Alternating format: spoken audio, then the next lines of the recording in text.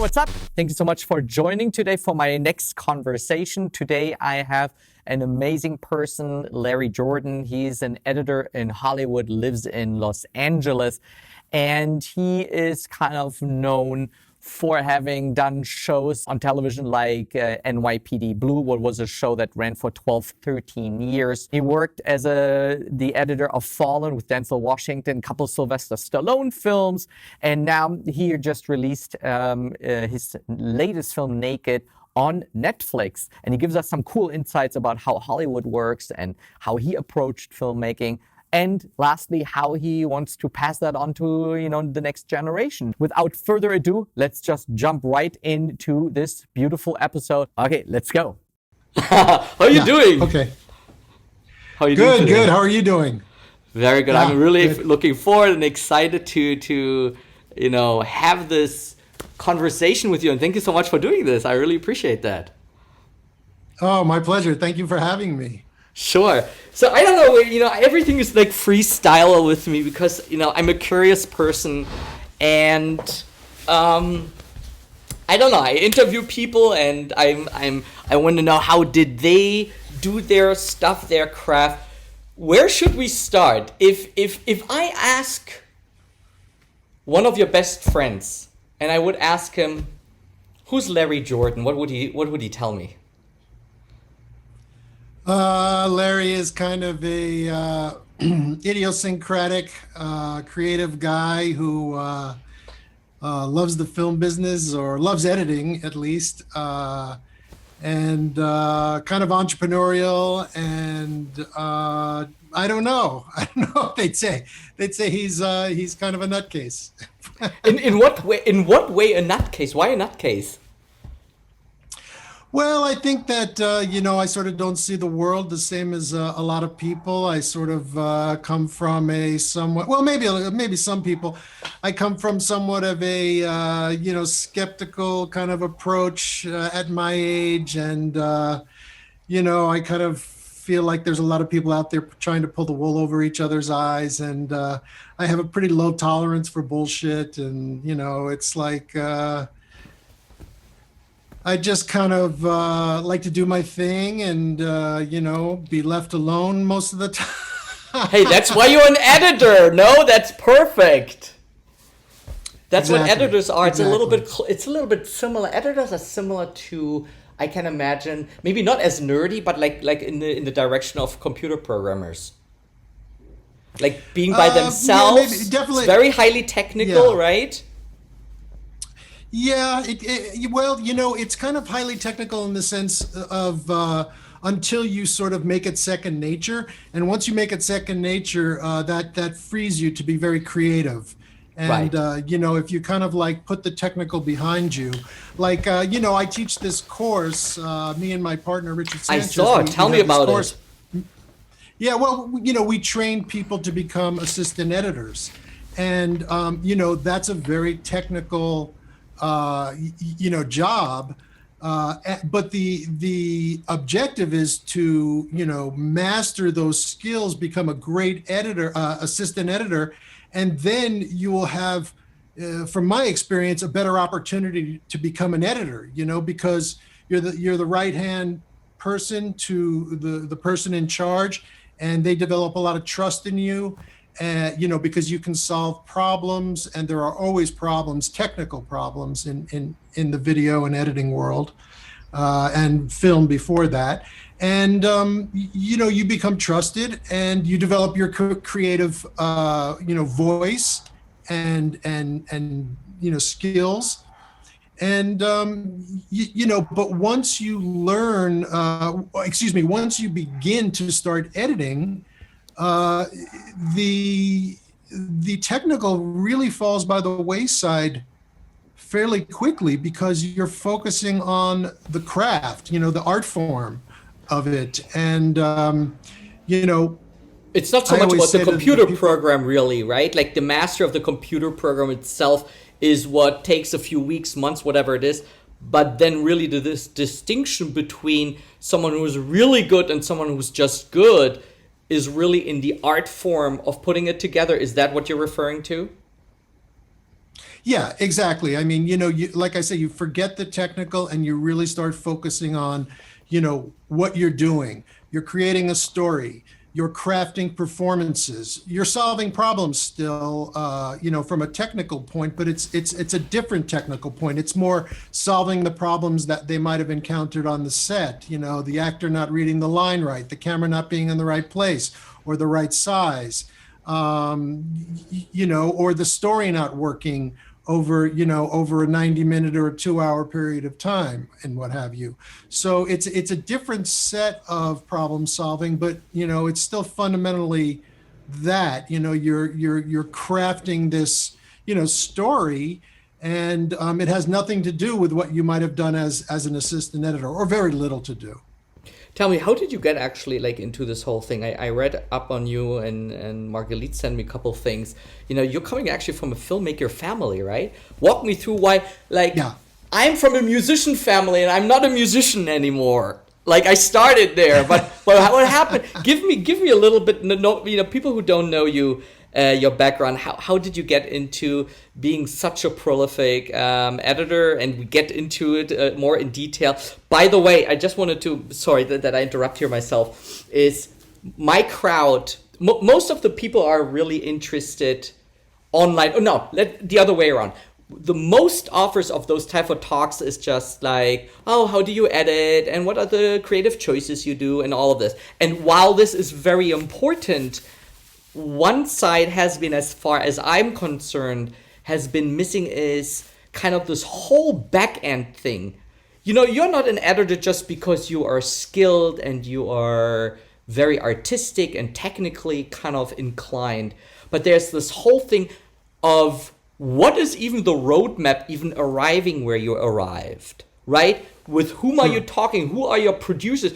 All your skills and your artistry would matter nothing if you would be just sitting in the woods by yourself. So there's a roadmap of connecting to people, being at the right time, making the right phone calls, having the right attitude, delivering on time, all those things. And my crowd is really interested. I think, in your course, from what I understood, those are also the things you're going into, like what are kind of the roadmaps, not just like how do I use the application and how do I cut two pictures together, but what is it that got you there? And therefore, with that in mind, that's why I'm asking about background, the back end often. But, we circle always back and forth. Back to the original story, how did you become an editor? And what was your thinking of making that choice? What was the path that led to this? Yeah, well, let me just start by saying that the way that I became an editor is still, is still common, I guess, but certainly much less common than it was when I started out, back in the early 80s. The world is a different place, and we've had the digital revolution, which has enabled a lot of people to become editors fairly easily. I mean, you can, you buy a computer and it has an editing program on it already, and kids are learning the concepts of editing, in elementary school. And, so it's very, organic to this new generation of editors. They've always had it. Now, when I started, editing was much more of an unknown craft, an unknown job. It was really a mystery. And, because there was no internet, there was no, software, there were no computers, we were cutting on film, and it was really kind of a very small group. It still is, but it's a bigger group because the industry has grown, again, because of digital technology, a million streaming channels, and so on and so forth. But to get back to the answer to your question, I was born into a film family. Like you said, my grandfather was a projectionist, in his childhood, in the Nickelodeons in Times Square. And he got my father into a job, when he was very young. And my father became an editor, and he started one of the first integrated post-production companies in New York back in the 60s. Now, this was a commercial company. They used to make commercials What does for all the big integrated? Sorry, advertisers. what does integrated mean? You're making that motion of integrated, meaning how was that before? Was fragmented in what way? Yes, it was very fragmented. The agencies would hire a producer, and then a producer would go to the editor and hire an editor. And then once the film was cut, the commercial was cut, he would go, or she would go, and they would go to the sound house, and then they would do the sound house, and then the opticals, the visual effects, as they're known nowadays, but they were just called opticals back then. And then they would have to make release prints, and then they would have to send them back to the agency, who could send them to the broadcaster. But my father created a company that put all of that under one roof. You know, he said to the agencies, how long do you work with the director or the director of photography? Well, maybe a week, or 5 days at the most. But how long do you work with the editor? A month, 2 months, again, on a commercial. He said, well, how about we put this all under one roof? So he created a company that not only did the editing, but did the sound and the opticals and the release prints and all of these things. And it was a very big company. He had like 40 editors working for him, in the mid 60s. Wow. And that's huge. And I grew up in that. My dad used to take me to work, and he used to let me play with the film, and I used to wind it, and I used to get it all over the, room and stuff. Ever since I was a very small child, he used to, I don't know if anyone remembers, or, maybe they've seen pictures of the bins where they used to hang the film. He used to put me in the bin so I didn't get into trouble, because, that was like my playpen when I was a kid. So, it became a very, very, sort of organic part of who I was from the time I was a very small child, and also in the theater. He would take me into the theater, and we would play the commercials or whatever. Sometimes he'd be working on a documentary or a trailer and or a TV show. A lot of stuff went through his shop. And so, again, it became something that I just really had just like a natural inclination towards, and things like that. And like I said, like 40 people, like he had 40 people, editors working for him at one point over the years. And a lot of these guys kind of were, kind of came up and came out of college in the 60s, and they were sort of, like liberal arts, kind of progressive minded guys and women. And they wanted to be more filmmakers. They saw commercials as a stepping stone. Because they wanted to make art and films and cinema and things like that, So a lot of them went on to become very, very prestigious editors of the New York school, and many Academy Award winners came out of my dad's shop. And as I got older, that's kind of what I wanted to do. I wanted to make films. I didn't want to make so much commercials, or in fact, I didn't want to make commercials at all. I wanted to make movies, things, I loved going to the movies in the movie theater, and I knew how it was done, so, it was kind of, again, it was a natural for me.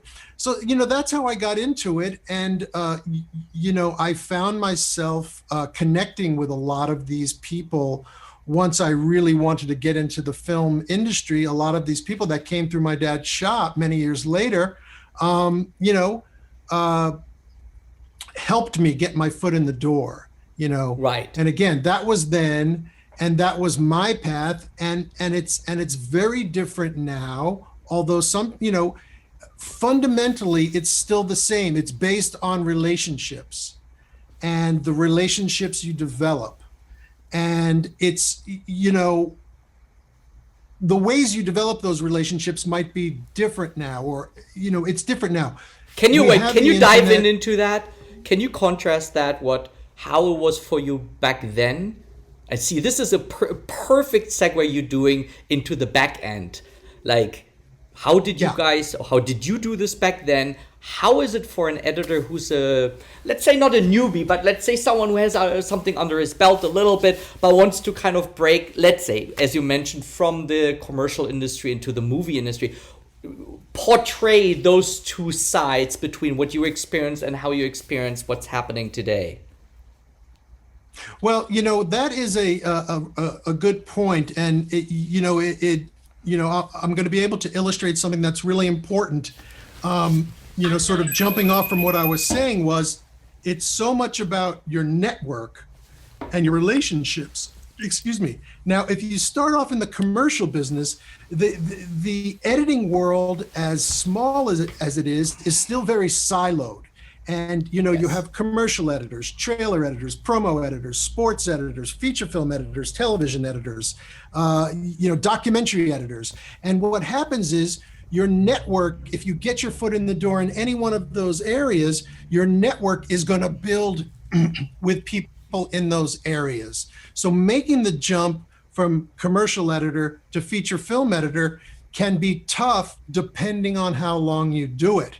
Now, the sooner you get a clear focus of what you ultimately want to do, even if you get your first job as a post PA at a commercial house, if you know that you always want to go into features or documentaries early on, you can make that transition pretty easily, because you can jump around a lot when you're younger and you don't have a lot of responsibilities. But once you start earning a good living in any one of these fields, it becomes more difficult to branch out. But it doesn't make sense. Impossible. Why is that? I don't understand it. Do you know why I'm asking the question? Like, our field in general, wherever you are, it's an art. And art is about innovation. And when you look at technology companies, they want the people in different departments going through different cycles in those different departments, so that Apple or Steve Jobs was a very big proponent. Think of Pixar. One big room. He wanted everyone to talk to each other when they went on the way, let's say, to the cafeteria or to the bathroom. So it's all intersecting. And you know what? I'm making a beautiful leap here. I love, you might hate me because it's already an old show, but I love the NYPD Blue. And the reason, and I want you to circle here back, what I saw is you brought an editing style from somewhere else, from a different field. It's either documentary or maybe high artistic commercial type of editing, and brought that into a television show. I mean, it was, yeah. I think you were probably the first one kind of employing, together with this crazy shooting, but your editing certainly had, they kind of condition each other. One couldn't work without the other. That would be almost impossible to do today because of the compartmentalization. Why is this still happening?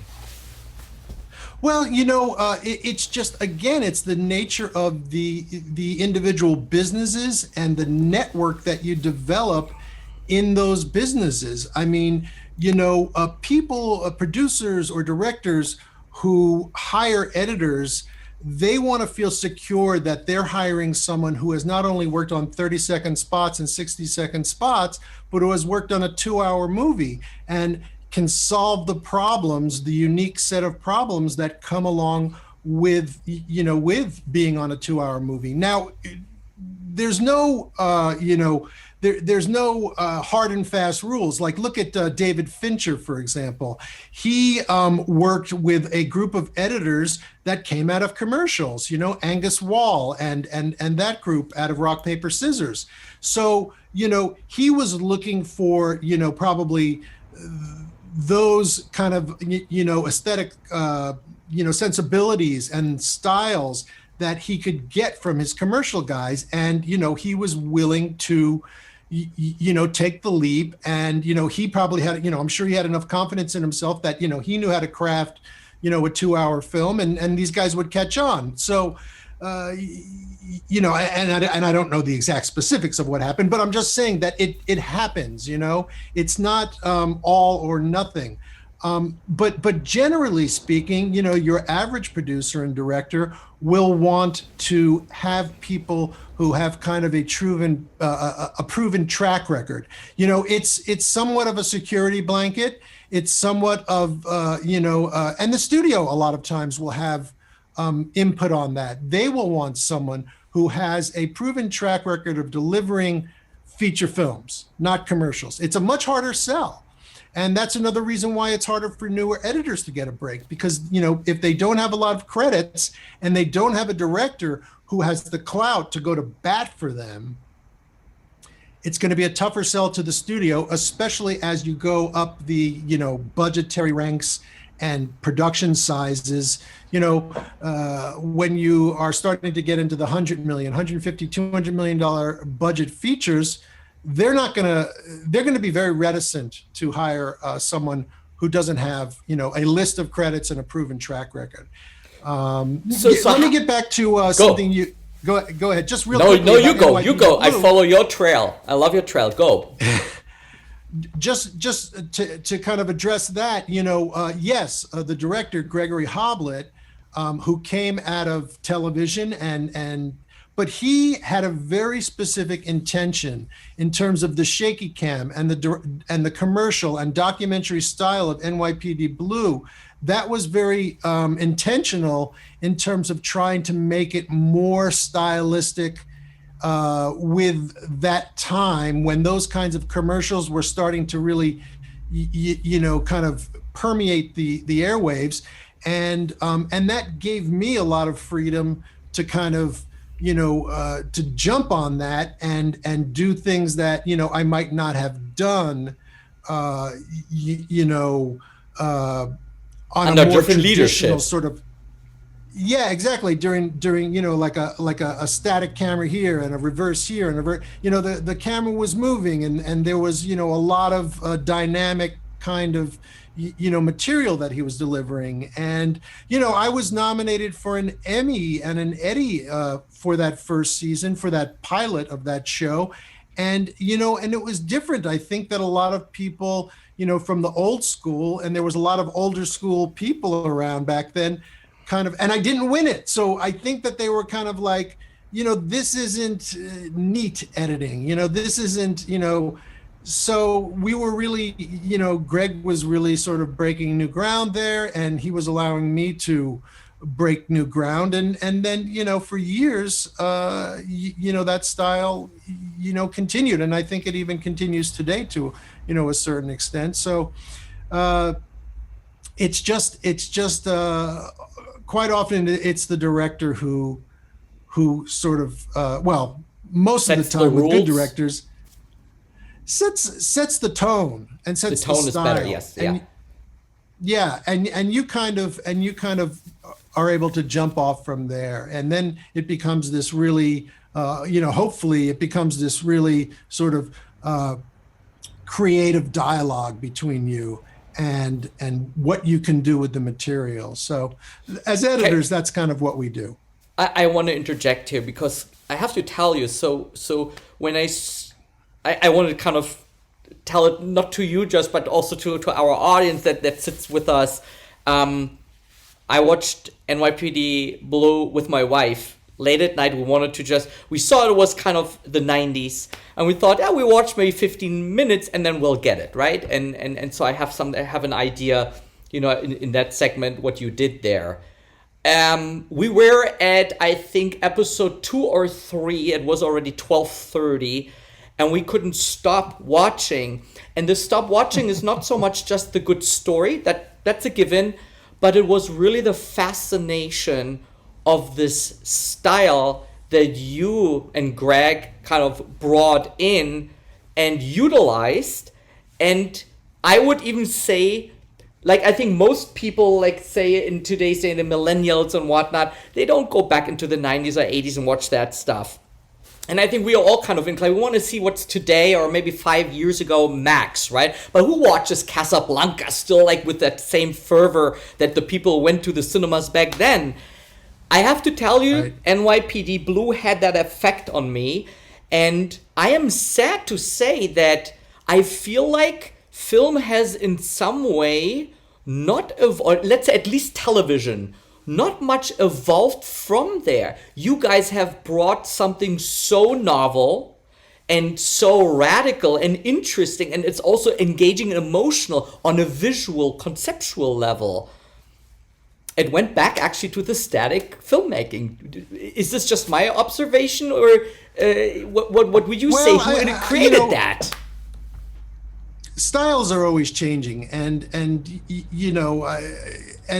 are filmmakers who utilize all kinds of different styles in their work, and now it's become sort of, a lot of times it's just the material will dictate a style. It's hard to say what influences a director to do a project one way or the other, but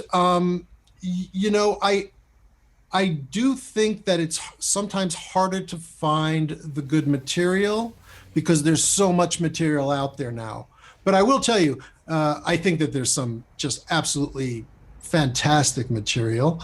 And, you also have an industry that, sort of eats its eats its older people. And they're always looking for a younger vision and a new quote unquote vision. And quite often, they're doing it for financial reasons because, once a director is nominated for a lot of awards and their price goes up, the whole budget goes up. So I think there's a lot of elements at play in that. But my point is that a lot of times, younger people or not younger, but newer people coming in will have fresh ideas in a lot of ways, but they won't have, sort of that experience and knowledge of the multitude of styles that to draw from. And again, there's no hard and fast rules. There are some, fantastic young filmmakers, and quite often I'm blown away with what they can do. But I think that, to answer your question, that might be one of the reasons. There are a lot of good filmmakers out there, man. With the tools that are available to us now, people can start really training themselves so young and so early. And you see some of these YouTubers out there, and, they started when they were 10, 11, 12, shooting, on their skateboard and they're doing these fantastic things. I mean, so I think that the way maybe the studios and the networks are looking at it is this, we can get this other guy for cheap and he can shoot, these epic, styles. And why would we want to go out and pay 10 times the amount for this other person? So, is that industry-wide? I wish I had a hard and fast answer. Is that industry-wide really an issue? I mean, let's say seasoned, people who work in the industry. Oh, by the way, where are you actually located? Where am I looking at? What city are you in right now? I live outside of Los Angeles. So you're outside of Los Angeles. Yeah. Two things come to mind. The first one that you mentioned earlier was there's this conundrum. On one hand, they want a seasoned editor, but then there is a younger editor, and he doesn't have, let's say, under his belt what you would need in order to get, let's say, the $50, $100 million budget. So if there's this conundrum, how in the end come people in? That's question number one. How do they break into those? I think you gave a little glimpse of it, but more on the strategic side. And then the second thing is, when they're always looking for that new blood, does that mean when you're 65, 70 an editor, does that mean people kind of cut them just off? Like there is no chance when you're older. There's basically a shelf life of that, of working in the industry. How is this being at the moment being dealt with? Well, I do think that is true to a certain extent. But again, it's all about the relationships you develop. And if you've worked with a group of directors who have a track record of working regularly, you will probably continue to work, no matter, how old you are. Sure. And if you also have, a track record of, really highly acclaimed films, that always is something that will open doors for you. I mean, frankly, producers want to attach themselves and even directors want to attach themselves to people with, you know, films they love or critically acclaimed films and films that have had a lot of notoriety. You know, again, it's a way of turning to someone if they say things are screwed up, you know, well, look, I got the guy who did XYZ. You know, what else am I supposed to do? This guy's got an Academy Award. He's got 3 Emmys. I mean, you know, so it's a way of sort of insulating you from being, you know, criticized for your choices as a producer or a director. To get back to your earlier, you know, sort of, I think that the way a lot of younger editors are making the leap to, a lot of assistant editors are making the leap to full-time editor, or even newcomers who might not be assistants or don't have that, didn't really take that path. You know, there's 2 ways of doing about it. You work your way up as an assistant, and eventually you get a break at cutting, you know, in the best case scenario. You work with an editor over a number of years or a number of editors, and, you know, you work yourself up from a second assistant to a first assistant. Maybe you do some visual effects work. That actually seems to be a very, very good opening now for people who have really, really good visual effects chops and work as assistants in visual effects, and then they are able to make a leap, you know, because of that background and that knowledge, because there's so many visual effects heavy films nowadays. And then there's the other route of people who have the wherewithal, resources, or just, you know, the economics of their life are such where they don't have to make a lot of money. Right. And they can take on a lot of free or low-paying jobs, because there's a lot of those. And, you know, independent work, you know, whether it's shorts, you know, even student films, you know, and then you're doing 2 things. You're building your list of credits, and you're also developing relationships with directors who could potentially, you know, break out and, you know, and start doing more, you know, higher budget studio films, network television, you know, that kind of stuff. So it's really, you know, those are really the 2 primary ways of breaking in to becoming a full editor these days, you know, and the thing is that there's a lot more opportunity nowadays than ever, because there's so much more stuff to cut. I mean, you can even be doing, you know, sort of like longer form or scripted type webisodes and web programming these days, and you can build a reel off of that, certainly, as a jumping off point. I mean, there's really just so many opportunities. I mean, look at all the content that's being created. The machine is voracious. It's a voracious animal. I mean, Netflix, Amazon, Hulu, Apple TV, Disney Plus. I mean, it just goes on and on and on. And all the cable networks, they're all making some kind of content. Now, you know, maybe we don't all desire to work on, you know, Lifetime programs or something like that, or Hallmark programs, but it's a place to get, you know, your skills honed. And that's what I loved about working in television early on, because I had come from as an assistant in features for 10 years, and my focus was always feature films. But when I got the opportunity to cut in television on that first season of NYPD Blue and a short season of another show before that, it was like, bam, bam, bam, bam. You know, it was like you were cutting for 8 months straight, and you were able to hone your chops so, you know, so intensely and deeply that it really, you know, it was kind of like boot camp. You know what I mean? After I finished that first season, I felt like there wasn't anything that I couldn't handle, and that was pretty much the case.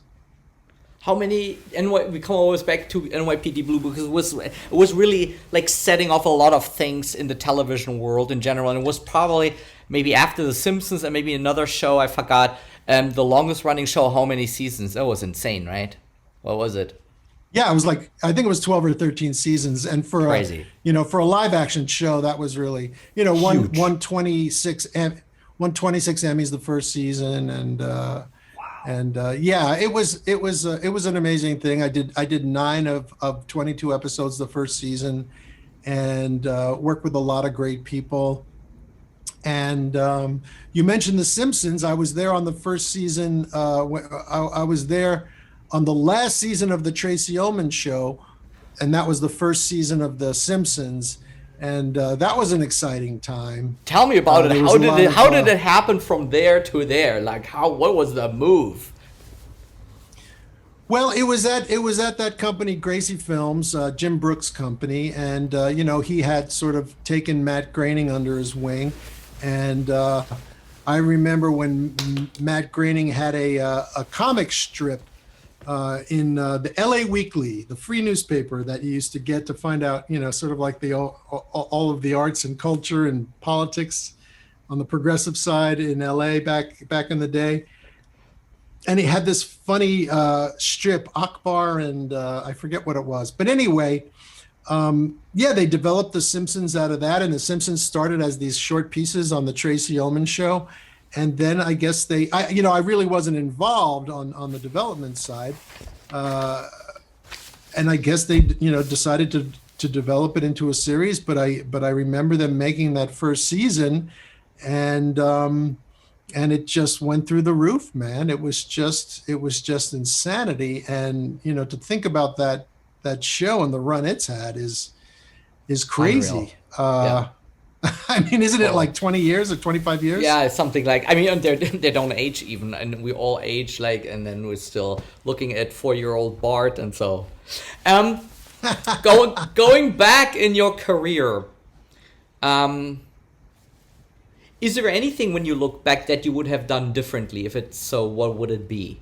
Like any decision, everyone has, we have to make decisions. We're on a fork, and they have to go the right or the left path.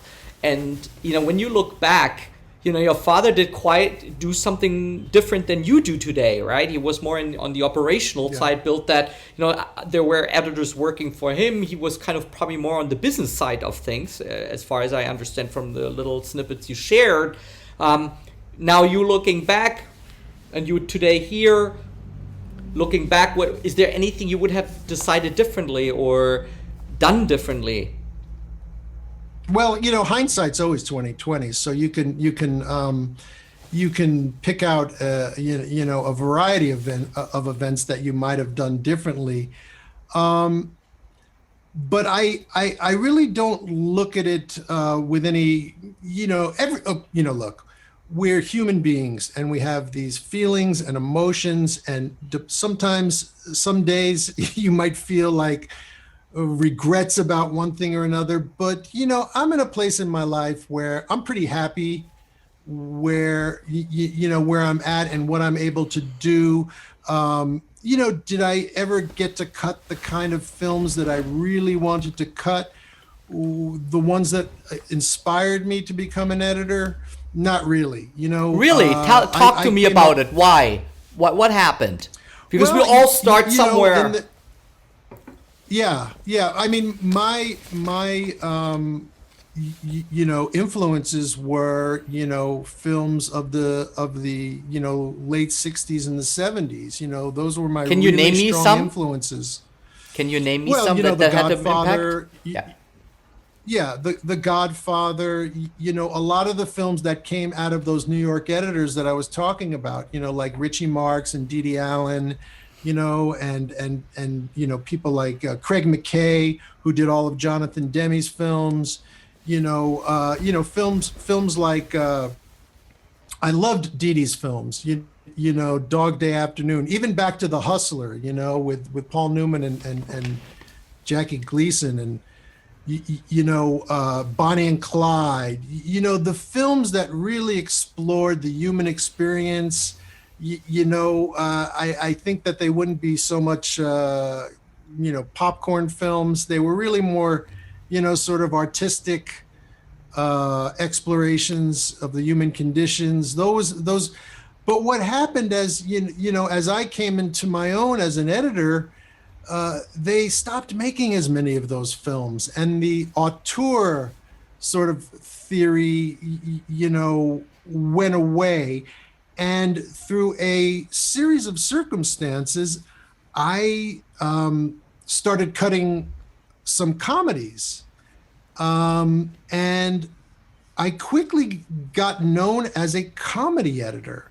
I noticed And, a lot of your later work now is in that space. I noticed that. Exactly. yeah. I mean, I cut a film. I was a co-editor on a film with a guy named George Bowers, who has passed away, but was a wonderful editor and a director, and one of the first African American directors, editor directors, and I co-edited that film called Deuce Bigalow, Male Gigolo for Adam Sandler's company, and that film was a big hit. And again, people look at your resume and they say, "Oh, well, he cut this comedy and it's a big hit. He must be, the guy to go to for comedy." Plus, I was young and I was a hotshot on the Avid, and the Avid was still new back then and digital technology. So, I did that film, and then I started getting offered more comedies, and it's sort of, and I had done NYPD Blue and, Fallen with Denzel Washington, John Goodman, and James Gandolfini. And, Your Stallone film. Don't forget your Stallone film. I had done Assassins. Exactly. Yeah, sort of more gritty, procedural-based cop shows, thrillers, things like that. But all of a sudden, I found myself, getting offered nothing but comedies. And so, I have 2 kids to feed and a mortgage and stuff. I took the work. And, that's something that, I don't regret, because I had such a good time doing those jobs. Working on comedies is really among the most fun experiences you can have as an editor, because you're laughing almost all the time. Yes, of course, the director and producers and studio make you miserable a lot of the time. But, when you're working on the stuff, you're looking at this, this completely silly stuff, and you're laughing, and, that's your day in, day out. And, it's a pretty good way to pass the time. So, I enjoyed it, and it paid pretty well. And I met a lot of nice people. So, I rode with it, and then I got on these kids shows. I did a film called Are We There Yet? With Ice Cube, and the director's name was Brian Levant. And that was a big hit. So then I got, sort of kids comedies, and I was enjoying it. I worked for great people on those films. I was working over at a company called Revolution Studios. We did that for. And I worked for a producer on Are We There Yet? Named Matt Alvarez, who led me to work for who I did my last 3 films for, Rick Alvarez, and who's Marlon Wayans' partner. And, Rick knew me through his brother, and liked my work and hooked me up with the director, Michael Titus. And I've done my last 3 films with those guys. So, that's how it works. Again, it's about the relationships. It's about, sort of where you're focusing. Now, I could have resisted, and I could have said, I don't want to do any more comedies. But I didn't, not that they weren't The Godfather, but it was enjoyable work. So, and they were good people. I worked with a lot of really good people. And, at the end of the day, the longer you do this, you want to work with, people who you can kind of, go to the office every day and not have, want to, kill yourself. So, because there's the Godfather. There's a few of those people in this business. Yeah, of course. Not more than few.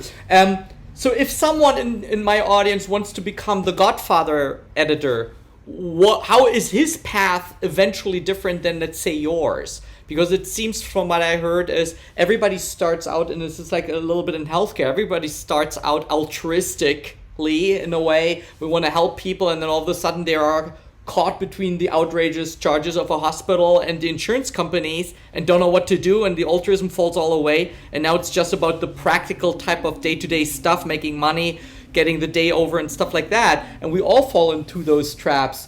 But where is the difference that The Godfather, so to say, as a category editor, where does he go in order to achieve? Just do more of free work and hope for the best? Is this a luck game?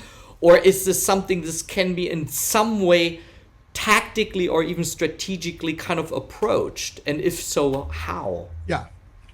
Yeah, well, you know, it's sort of a multi-pronged answer. One is you know, it's nice to have the wherewithal and to keep yourself in a financial situation where you're able to turn down films that you don't think will forward your motion on the path that you want to go. Let's say you're offered a comedy and you know, it's going to pay really nice money and it's a studio and you're going to get your health benefits and you know, your mortgage covered for a year, but it's not you know, it's not the film that is going to take you to where you ultimately want to go. You know, you have to have the wherewithal to turn that down, to say, nah, I'm going to pass on that. I'm going to wait for the kind of story that I want to work on to come along. So, you know, a lot of it boils down to resources. You know, that's why you see, I mean, let's face it, and I think this is changing, and it's exciting that it's changing, but, you know, this is, the business has ultimately been, you know, an old white boys network or a young white boys network. And the more affluent you were as a director, the more you were able to survive in times of, you know, famine.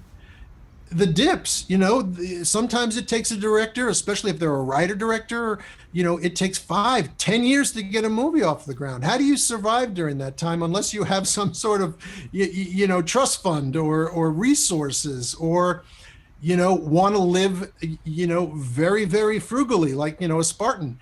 So, you know, there's a lot of things that people should take into consideration when they embark on our path, because you know, let's face it, at the end of the day, it's an art form, and you know, until you really make it, quote unquote, you're gonna stay hungry.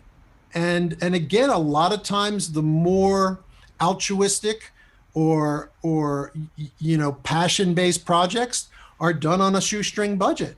You know, and everybody's working for, you know, below union wages, and it's a non-union film, and you're not going to get your health benefits and things like that. And that's cool. You know, I mean, that's great when you have a group of people like that, and they're all sort of, you know, focused on making this piece of material that they all really believe in. But you know, understand that there's going to be, you know, there's going to be limitations on how much money you can make and what your situation will be. So, you know, I say to young people who really want to do that, who really want to make the films that, you know, they're really passionate about, you know, stay hungry, keep your expenses down, and, you know, and do it, go after those films, you know, because at a certain point of time, we all, or most of us, or a lot of us, incur more expenses. You know, we buy a condo, or we buy a house, or we buy a nicer car, or not even a nicer car, a car that runs. You know what I mean? So, you know, you have kids, and, you know, but there's a period of time from the time kind of like you're coming out of school and, you know, into your, I would say probably mid 30s or so, where you can, you know, you can be that Spartan, and you can really, you know, go after what you want and try to stay focused and things like that, you know. So Larry, I can't get my eyes off your t-shirt. Can you elaborate on your t-shirt, please? It's my drone t-shirt my wife bought me. It's DJI. Yes. I can tell it's a Phantom 4. It's actually a Mavic Air 2. Oh, that's a Mavic Air 2? Oh, no, I don't know what this is. No, I'm saying the t-shirt is a Phantom 4. Yeah, see that? Probably. Yeah. So, you know, and this is, you know, my new passion, my new side passion, along with teaching the course and helping young filmmakers. Tell me and about the stuff like course. that. Sorry to interrupt. Tell me about the course, because you mentioned what I find super fascinating is, usually the courses are like this. Even if you're an editor or anyone, like, oh yeah, you know what? Here you want to be the filmmaker, the photographer, the cameraman, and here it is. So it's all like these glamorous jobs, let's call it, right? That everybody's kind of, right? Director, Yes. producer, and so on. And you're like, dude, no. This starts at an assistant level. You can't even get in there. How about to start there? So what on earth is this course about that you have, seems like single-handedly geared toward that type of, let's say, target audience? What went through your head? What's your tactics here? Why them? And what is it with that course, they could achieve? Well, I've had this. I had this idea for 20 years for this course. Before developing Master the Workflow, I had developed a couple of other websites. I was one of the earliest people to edit a studio or network project digitally. I was actually an assistant. And I want to go got back there. associated- That's one of my questions. That transition. Yeah. I want to go back there after this. So being at the right place at the right time, having worked in film for 10 years, and then seeing the digital editing system. It was like a bolt of lightning. I said, this is it. My career is going to be in this, and I'm going to pivot right now and dedicate it my whole life to learning this. And that's what I did. So I became sort of like, this really knowledgeable person about digital editing. And, because of that, I became a consultant to like Apple and Avid and a couple of other companies, Adobe, before both of those, and then Radius. So anyway, I just developed this, and the web was just starting then, Mozilla and everything. And so it just totally, sucked me in. So I created a website back in 1999 called twopop.com. And about 6 weeks after I started it, it just exploded. And I had these guys who had $100 million invested in them, venture capital, come to me and they said, we want to buy your website. So, I went to work for them, but I always wanted to cut. Wait, did you sell the website? I did sell the website. Yes. Wait, No. No, it sounds like wasn't it like before the bubble? It was before the bubble, but then the bubble burst. So I threw my baby out with the bathwater. I had several 100,000 shares of what ultimately became worthless stock. But like my mom used to say, you buys your tickets, you takes your chances. Anyway, it was a lot of fun, and we created a really cool community there. And what it did was it sort of was the launch pad for all of the Final Cut Pro user groups all over the world. And I developed a tremendous amount of friendships there. But in the bottom of my heart, I wanted to cut feature films. So after about a year of consulting with those guys, I went back and I was cutting again. And I don't know about I guess about 10 years later, I created another website, but I was still cutting and stuff. But then I had this idea, and all this time I had this idea. I wanted to figure out a way to teach people about editing online. And I just started talking about it with my assistant editor on the film that I was doing, Naked, for Netflix. And we just started kind of rolling on this thing. We thought, let's create a course on how people become editors. How do people become editors? Well, the primary way that people become editors is through the hierarchy. They work their way up the ladder. Now, this is different even 3 years ago when we started. I mean, it's still the primary way, but again, like I was saying, if you have the wherewithal and you start cutting shorts and you develop relationships and you go with that can happen too. But One the second, primary I have ways to you work your interrupt. way up. I have to interject here. You mentioned this about 3, 4, 5 times. Can we define this, or you define it in your way of thinking? You said building relationships. What does that Yeah. mean? How is it being done in your world? And then we go back to naked. Yeah.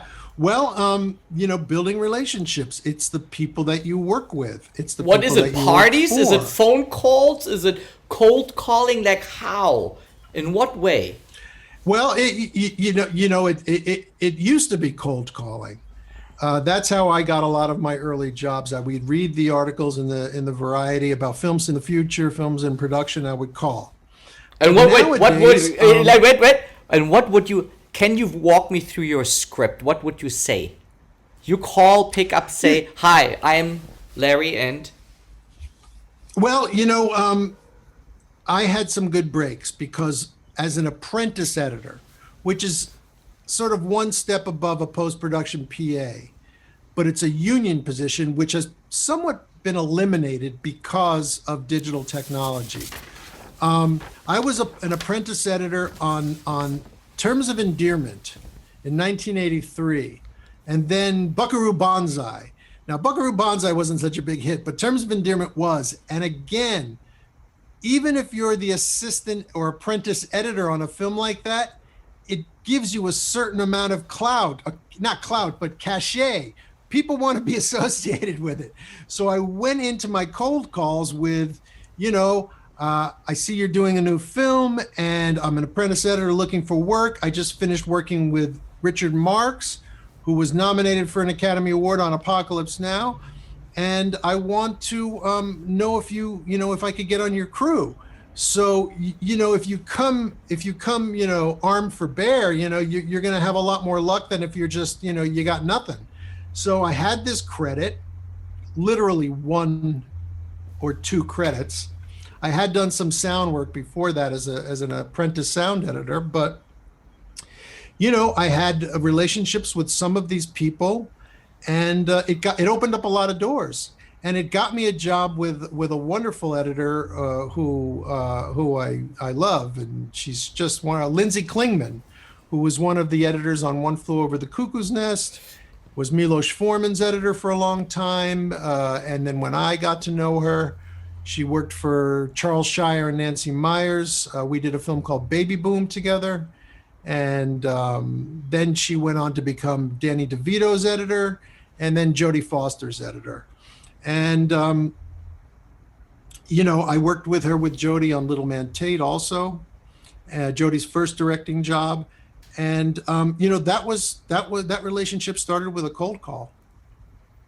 wow. Right place, right time. By the way, I want to be really respectful of your time. How much more do I have? Because I've obviously a whole catalog. Like segue Netflix, Naked. I want to know more about the cold calling. Then there is 2 more things that I have on my list. Give me a framework of. I could talk to you like forever almost. But you set the boundaries because I want to be respectful of your time. We can go about. I got another thing after this, so we can go about another 20 minutes to like noon. Sure, fair enough. Awesome. Cold calling. Would you write down the script? You just developed it while doing it? Was there a certain thing you were thinking about, or was just trial and error? No, it wasn't really a lot of trial and error, because once I did that cold call with Lindsay, I developed that credit as a first assistant editor on that film, which was a tremendous experience. And then from there, it was kind of like, I stayed with Lindsay. I did her next film, Little Man Tate. And, before that, we did The War of the Roses with Danny and Jim Brooks and Michael Douglas. And, so I went from that call 3 films in a row with that editor. Basically what you're saying, like, it's very important early on to do some name dropping so people would even not just hang up, who's this guy?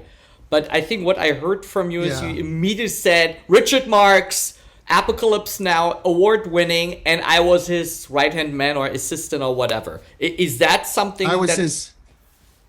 I was his film schlepper. But yes, you know. By the way, you're Jewish, right? You yes, must be yes, Jewish. I'm a Jubu. I'm a Jewish Buddhist. Yes.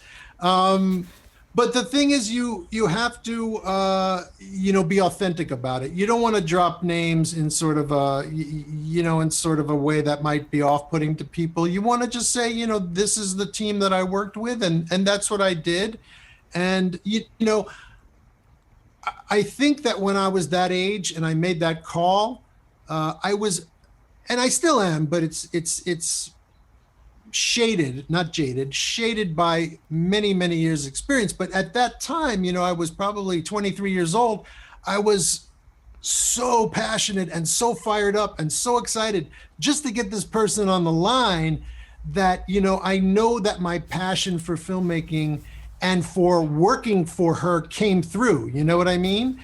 And, you know, that's a big part of it. You really want to impress upon people that you really want to work with them. You want to be a film editor.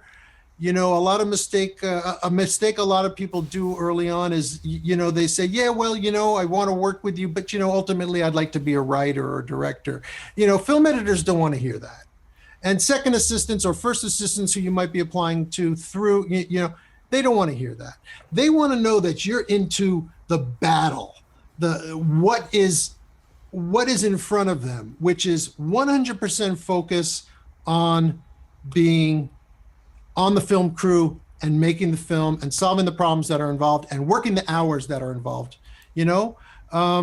So that's a little tip of advice that I try to give people, you know, stay focused. Even if you do want to be a writer, that's great, but just, you know, keep some things closer to the vest than others. You know what I mean? Make sure they know that you want to be an editor and you want to, you know, be an essential part of their team. So, yeah, I mean, you know, my passion, I think, came through and, you know, it got me the gig, you know, and again, it gets back to what, you know, what you were asking about relationships. You know, people want to work with people who will, you know, stay positive, be team players, not be catty, not be arrogant, not be shitty, you know, not be know-it-alls.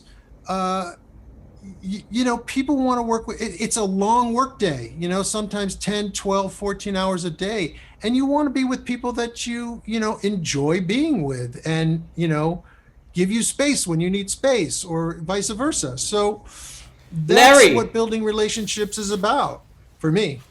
what is it's super interesting in that sense that you said, Jubu, what is your morning routine? There must be something, prayer, meditation, something. But I'm looking for, you wake up and what is, let's say, the first 2-3 hours you do on your day? Well, usually I will start off by getting lots of kisses from my puppy, my pit bull puppy. She will lick my face and nibble on my ears, and then we will arm wrestle for about 20 minutes.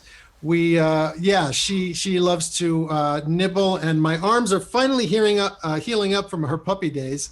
Over the top. But, usually, yeah. Oh, she's off the charts, man. She's absolutely nuts, and so much more fit than me. You know, the pandemic has been weird. You know, I usually, you know, will gas up with a strong cup of coffee.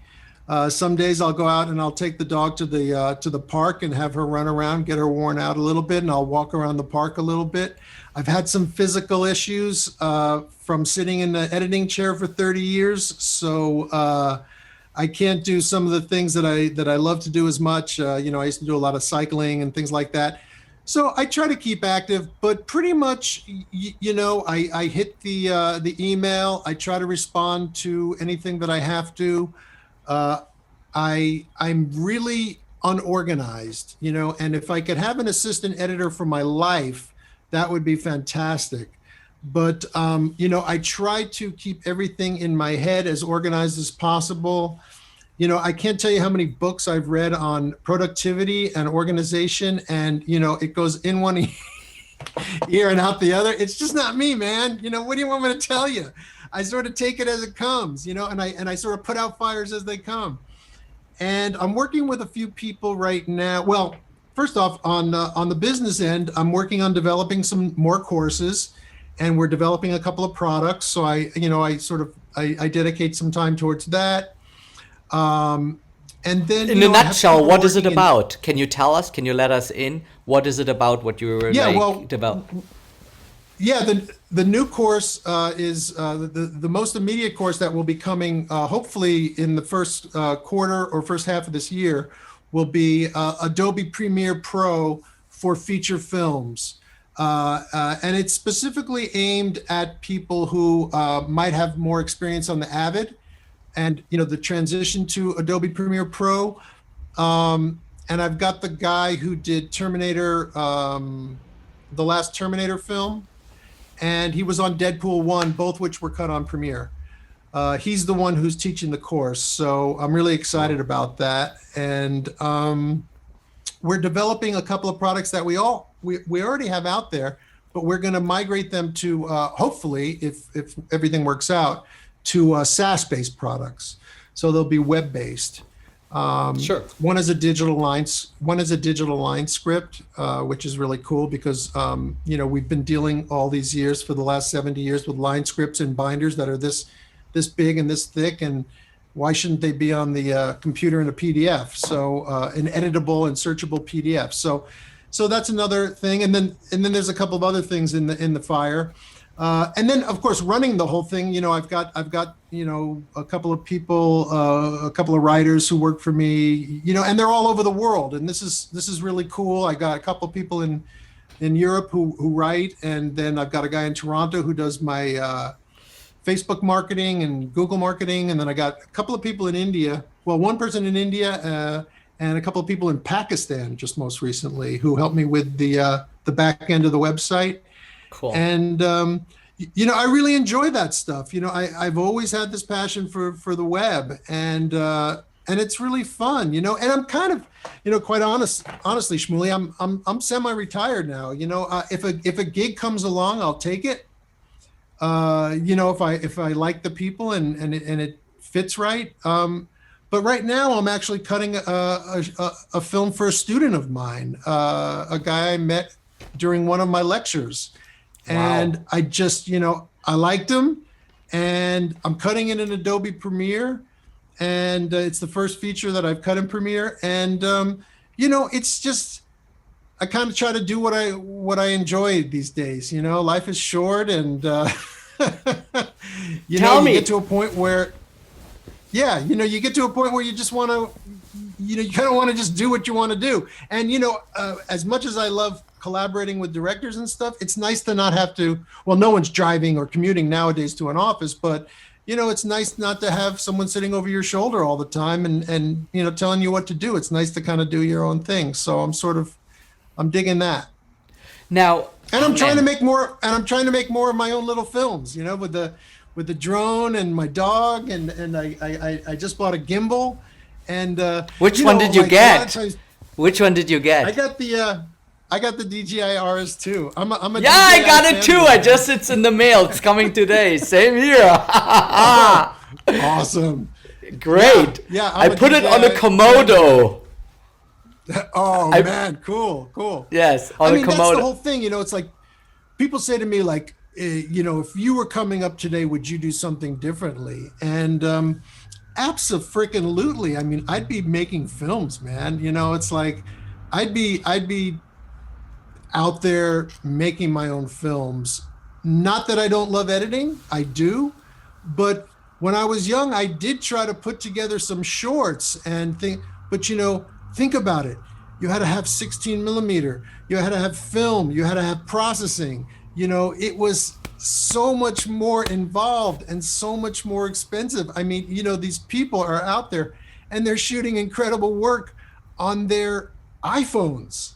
And they're, so for people who want to become filmmakers, again, go back to my other thing. If you have the wherewithal and you can stay hungry, go out and make your own films, man. It's like, do it for as long as you can do it, and develop your skills, and then whatever age you feel you need to, you can make a transition into a real job if you don't make it. But you know what? Always. There's so many opportunities out there for filmmakers. I'm a real fan of Noam Kroll. I don't know if you know him, but he's got a great website, and he sort of inspires people to become filmmakers. And so, yeah, I mean, if I was 20 now, I'd be out there with my drone every day and my gimbal and stuff, and just shooting.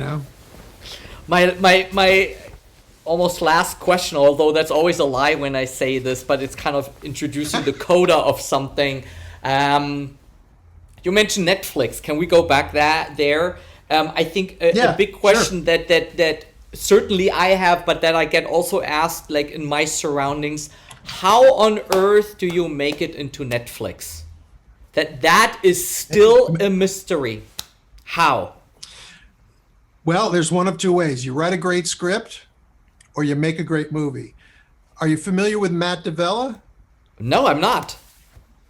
Oh, well, he's a YouTuber, and he's got a huge following. He's got like, I don't know, maybe 3, 4, 5 million followers. I can't remember. He made a film called Minimalism. And oh yes, of course. I watched that. I wasn't sure the name. Yes, of course. Yes. Yeah, I mean, he's a really talented young guy, and he made this film about minimalism, and it's a big part of his life, and he practices it, and he sold it to Netflix, and off of that he made a YouTube channel, and it's huge. So again, I think this is sort of a really interesting demonstration of how filmmakers can create their own model these days, and he just released a follow-up to Minimalism, The Minimalists. I forget what it's called, but I watched it, and it was good. I mean, write a good script or make a good film. Make a good documentary. Okay, one second. Good. I got that. And then what? You have it. You have either a good script, you have a film. Then what's the next step? On a practical, down here, not an Olam Haba up there, but down here, what is the next step in order to get it even seen by anyone who has the power or the door? There's a million gatekeepers everywhere, right? What is that process there? Well, it's what Francis Ford Coppola did back when he was a young man. Not only do you have to be a great filmmaker, you have to you have to be a great marketer. You have to be a great salesperson. And that's always been the Achilles heel of many artists. They're great artists, they're geniuses, but if they're working in the Peruvian Andes, no one is ever going to hear about them unless they have a way to sell their work and communicate to the world their work. Now, if you're not great at that, team up with a partner who's great at that. I mean, that's how great producer-director relationships are created. So what you really have to do is you got to get out there and you got to start selling your movie even before maybe it's made or while it's being made. I mean, again, nowadays, social media, man, you can create your own platform, and you can reach your audience before your film is even out. And then, the festivals, you enter the festivals, you enter festivals online, you enter festivals in real life, and then, if your film's got any kind of mojo, the agents and the buyers will come to you. How do you get an agent? That was always my question. How do you get an agent? Well, the answer is the same. You make a great film. You show them that you have some talent that they can market, that they can sell to the studios, to the networks, to whoever who has money to make a movie. And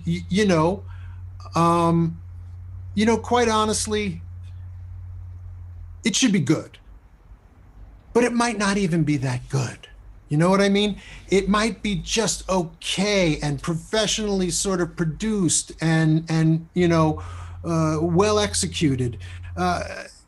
again, getting back to something I said very early on in our conversation, there is a voracious appetite for content these days. It's a machine. And if you think about it, how much content is devoured every day?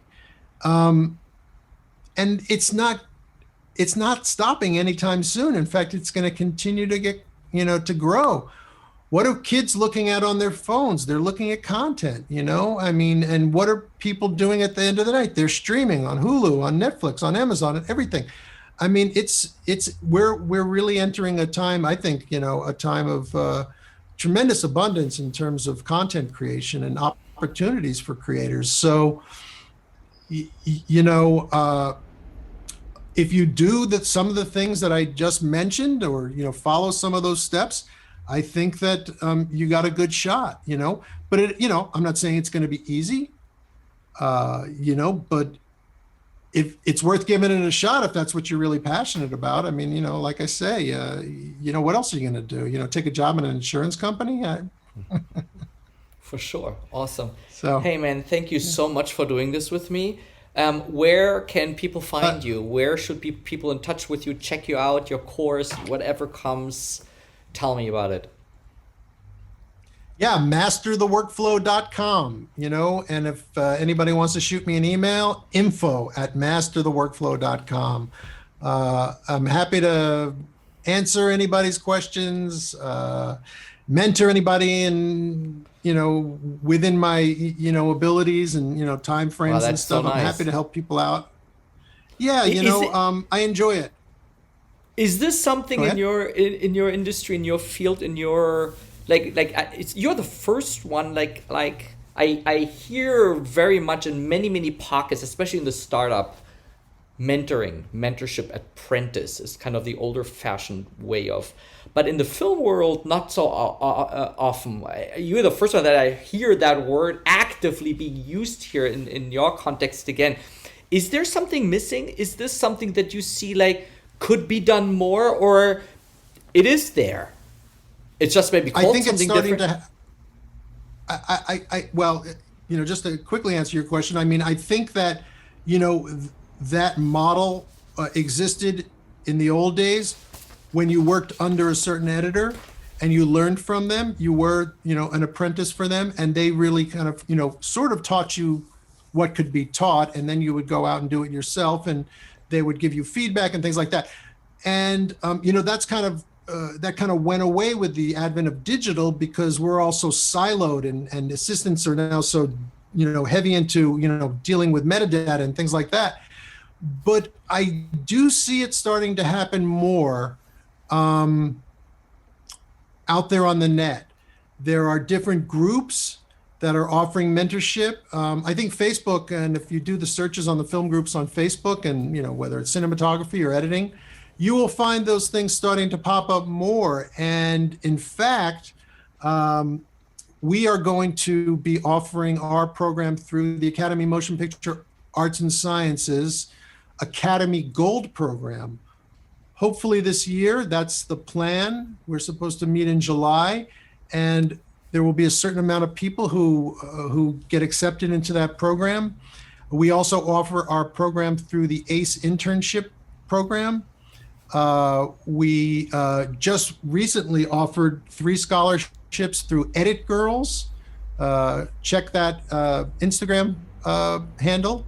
Blue Collar Post Collective is another one. So what we try to do is, and what one of my initial sort of goals was to provide, because I had a foot in the door. I was born into it, and we see how things are changing.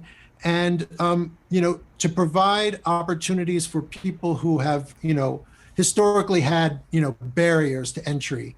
So we really are, sort of, because I believe that we will see better films and we will become better people by hearing a variety of voices from, the spectrum of human beings, as opposed to just a very narrow spectrum. So, we provide those scholarships, but there are many other groups out there that are starting to do that. It's a little tricky though, because editors work a lot of hours. So, it's hard to mentor sometimes when you're buried under a pile of film, but it's out there. Yeah. Yeah. Awesome. Thank you so much. I really appreciate that. Thank you so much for your time and sharing all of this with us and with me specifically. And yeah, I couldn't be more grateful for this, meeting you here more or less. Like, it's almost like real life, that's the beauty about, I think, about COVID, that we can kind of meet in such a, like you in LA, I'm here in Philadelphia, and it's just awesome. And who knows if it would be more real life, like who knows if we would, I would have even wanted to reach out to people like you and create this, right? So I don't know, it's a whole new path forward in some way. Yeah. Awesome. I love it also. It's great. And I didn't know you were in Philly, but, we made that film Fallen there. And yes, I scooped up a student from Temple for that film, and she's now a documentary editor, well-known documentary editor, and a wonderful person, wow. Julie Vitsa. But Awesome. cool. Yeah, no, I enjoyed this, and I'm so happy that you asked me, and I hope I've been helpful, and Very let's much. stay in touch. Thank you so much. All the best, okay? Shalom, shalom. Sure, man. Bye-bye. Take Bye. care.